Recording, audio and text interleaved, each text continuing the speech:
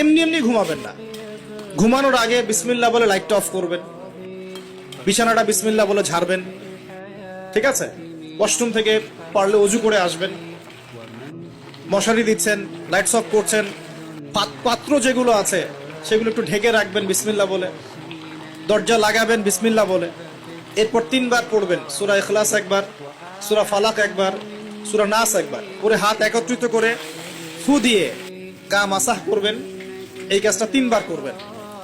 একবার আয়াতুল কুরসি পড়বেন, সূরা বাকারার 255 নম্বর আয়াত, আল্লাহু লা ইলাহা ইল্লা হুয়াল হাইয়ুল কাইয়ুম, এটা শেষ পর্যন্ত।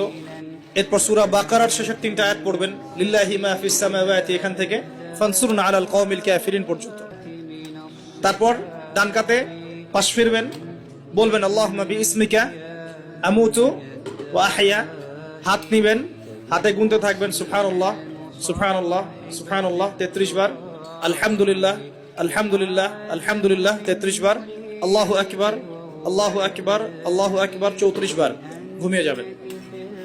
এখন যদি আপনি 6 ঘন্টা ঘুমান, আপনি নবী সাল্লাল্লাহু আলাইহি ওয়াসাল্লামের সুন্নত অনুযায়ী ঘুমিয়েছেন, প্রত্যেক ঘন্টা ঘুমানোর জন্য আল্লাহ আপনাকে নেকি দিবেন ইনশাআল্লাহ।